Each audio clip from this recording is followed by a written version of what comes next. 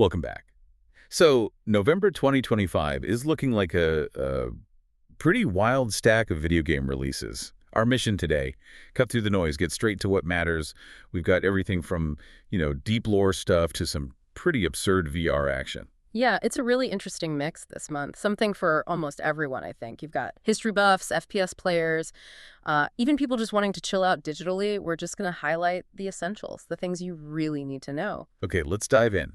Maybe start with the big one for lore fans. Hyrule Warriors, Age of Imprisonment. This isn't just like another Dynasty Warriors mashup, right? This is supposed to be pretty significant for Zelda canon. That's exactly it. It connects directly into Tears of the Kingdom. Yeah. Specifically, it's set during the Imprisoning War. It's showing stuff that Tears of the Kingdom only really hinted at. You actually see Zelda back in time fighting alongside King Rauru, Queen Sonia. And the Six Sages? And the Six Sages, yeah.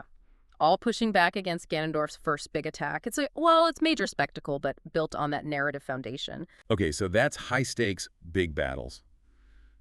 But maybe you want the opposite. Let's talk about Winterboro. Sounds much more relaxed. Oh, totally. It's what people are calling cozy survival. Yeah. You're out in this cold forest, gathering resources, wood, food, that kind of thing. Then you head back to your little burrow, craft warmer clothes. But the really unique bit. The pie. Yeah, you can bake a pie. It's all very low stress, focused on that comfort loop. Baking pies is definitely a world away from, say, ruling the Roman Empire. Which brings us nicely to Anno 117 Pax Romana. That's the 8th one, isn't it? 8th entry, yeah. Long-running series. This one's set right in the golden age of Rome. And the big hook seems to be this choice you make at the start. Rule in Latium, the heart of the empire, or head out to the frontier, rule the Celtic kingdom in Alban. Exactly. And they offer totally different experiences. Latium is more about managing established systems, trade, diplomacy. Alban, though, that's frontier management. Fortifications, dealing with rival governors who are already scrapping over resources. It's going to be a different kind of strategic challenge. Speaking of different challenges, how about Marvel's Deadpool VR? This one just sounds insane. Volatile is a good word for it, yeah. It's pure hack and slash chaos, apparently.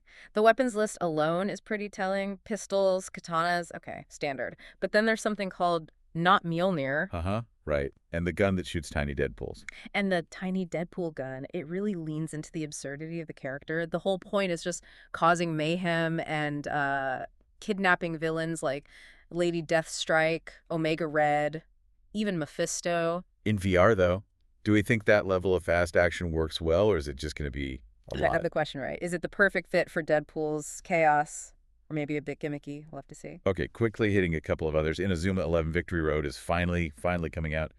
Soccer sim plus RPG elements. Yeah, that one's been delayed a while. Big deal for fans, mixing sports with trade upgrades and stuff. And then, talk about a throwback. Kirby Airbiters, the racing game. 22 years later, back from the GameCube era.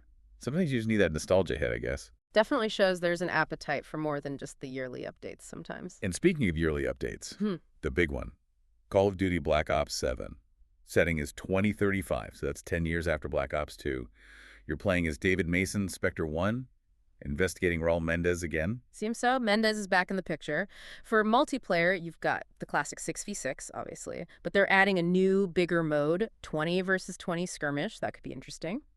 And Zombies is back, standard survival, accursed mode, and Dead Ops Arcade 2. Lots for Zombies fans there. Wow, okay, so we've really run the gamut. Ancient Hyrulean wars, Roman Empire building, cozy pie baking, VR absurdity, soccer RPGs, Kirby racing, and futuristic spec ops. It's an incredible range packed into 1 month. You've got that deep, complex strategy in Anno, and then the pure escapism of Winterboro. So the question for you, the player, might be, what offers more enjoyment? Is it the complexity, the deep systems, or is it sometimes just about, the simple satisfaction of baking a digital pie? Something to think about. Definitely something to consider. Thanks for diving deep with us today.